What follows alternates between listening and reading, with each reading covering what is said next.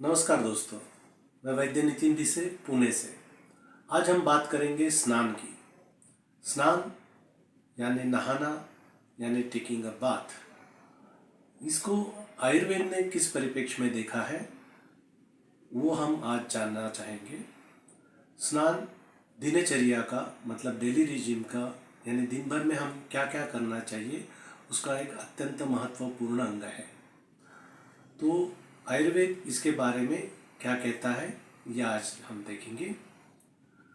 स्नानम श्रमहराणाम श्रेष्ठः, मतलब स्नान जो है, नहाना जो है, वो श्रम यानी कि थकावट को दूर करने वाला होता है। हम जो मेहनत करते हैं शारीरिक या मानसिक, उससे जो थकावट आती है उसको श्रम कहा जाता है। तो उसको नष्ट करने में अगर सबसे कोई अच्छा है या उत्तम है या सबसे श्रेष्ठ है तो वो स्नान है। तो हम देखेंगे कि आयुर्वेद में इसके बारे में और क्या कहा है कि क्या फायदे हैं। तो आयुर्वेद में कहा है कि आयुर्वेद कहता है कि स्नान करने से दुर्गंधता, शरीर की दुर्गंधता दूर होती है। मल का अपहरण होता है, जो शरीर पर मैल होता है उसको निकाल दिया जाता है। शरीर अत्यंतिक ऊर्जावान हो जाता है। और इसका जो ये है कि पसीने से आने वाला दुर्गंध इससे दूर हो जाता है। और जो ओज है इसको ये बढ़ाने वाला होता है।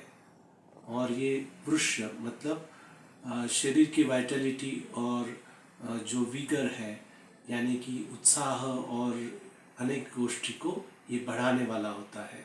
तो इस तरीके से स्नान का कहा गया है।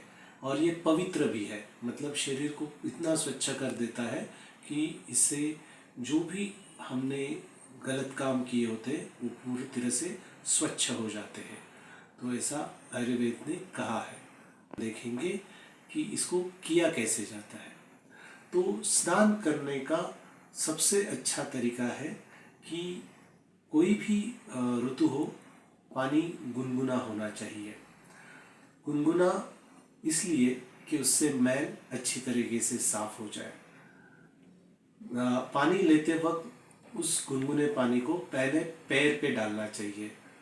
और जितना गर्म पानी हम कंधे से लेते हैं उससे थोड़ा कम गर्म पानी हमें सर से लेना चाहिए, क्योंकि ये केश और इंद्रियों और चक्षुष मतलब नेत्र के लिए हानिकारक है अगर हम बहुत ज़्यादा गर्म पानी सर से लेते हैं। इसलिए सर के ऊपर से नहाना है तो कम गुनगुना मतलब कम गर्म पानी लेना चाहिए, जिससे हमारे आँखों को और केशों को और इंद्रियों को कोई तकलीफ ना हो। शीत स्नान सिर्फ उपाय के लिए कहा गया है। अगर किसी को नाक में से खून आ रहा है, जिसे हम ऊर्ध्वक रक्तपित्त कहते हैं, या कान में से खून आ रहा है, ऐसे इसमें अगर सर के ऊपर से ठंडे पानी से नहाएंगे तो ये एक चिकित्सा होती है। अन्य इसके लिए गुनगुना पानी ही इस्तेमाल करने के लिए कहा है। लेकिन अत्यंतिक गर्म पानी बिल्कुल भी ना इस्तेमाल करें सर के ऊपर से नहाने के लिए। देखेंगे कि किस समय में हमें नहाना वर्जित है, मतलब नहाना अलाउ नहीं है। तो ऐसे कुछ व्याधि है जैसे कि अर्दित यानी कि फेशियल पैरालिसिस, पीनस यानी नाक में से हमेशा पानी निकलना, जिसे हम सर्दी भी कहते हैं, और ज्वर यानी कि बुखार, और नेत्र रोग यानी कि आँखों की अगर कोई समस्याएं हैं तो सर के ऊपर से नहाना हमें वर्जित कहा गया है। स्नान करने से पहले अभ्यंग और उद्वर्तन का उपयोग करने के लिए कहा गया है। अभ्यंग मतलब तेल लगाना और उद्वर्तन मतलब उपटन लगाना। तो तेल जो है वो त्वचा के लिए अच्छा होता है, और उससे भी अच्छा है अगर वो तिल का तेल है उसको थोड़ा सा गुनगुना करके पूरे शरीर को तेल से मल लें, फिर उपटन लगा के फिर उसको घस ले। उपटन के लिए चंदन आदि जो चंदन है, अगरू है, या अनेक तरह के सारिवा मंजिष्ठा जैसे त्वचा के लिए अच्छे जो वनस्पतियों का चूर्ण है उनको उपटन में लिया जाता है। वैसे ही बेसन या मसूर के दाल का आटा भी इस्तेमाल कर सकते हैं, उसको दूध में मिलाकर भी ले सकते हैं। हाँ, हालांकि आजकल कुछ अच्छे आयुर्वेदिक सोप्स या हर्बल सोप्स भी बाज़ार में उपलब्ध है, जिससे कि आपका समय बच सकता है। तो उनका भी इस्तेमाल करने से सुगंध और दुर्गंध निकल जाता है, सुगंधता प्राप्त होती है, त्वचा के लिए अच्छा होता है। लेकिन किसी भी मात्रा में परिमार्जन यानी साफ करना ये उपयुक्त कहा गया है।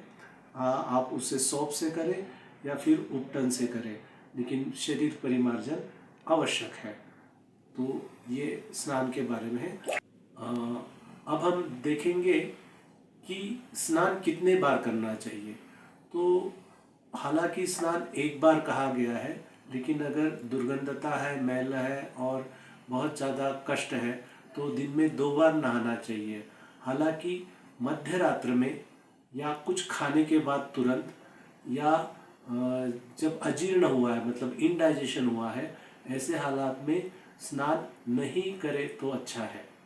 तो मध्य रात्र मतलब अगर 12 या मिडनाइट हो गया है और सब सो गए हैं, उस वक्त नहाना ये वर्जित है। लेकिन हाँ, शाम के वक्त 7 बजे से पहले आप नहा सकते हैं, लेकिन मध्य रात्र में या खाना खाने के बाद तुरंत नहीं नहाना चाहिए। तो ऐसा आयुर्वेद में स्नान के बारे में कहा गया है। होप आपको ये सारा समझ में आ गया होगा। अगर कुछ प्रश्न है तो आप पूछ सकते हैं कमेंट में। तो धन्यवाद। आप इस चैनल को लाइक कीजिए, सब्सक्राइब कीजिए और शेयर भी कीजिए। धन्यवाद।